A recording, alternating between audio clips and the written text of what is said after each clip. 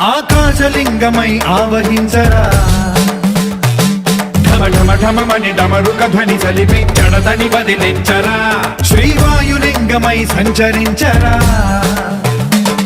అణువణువున తన తనువున నిలిచి చలనమే కలిగించరా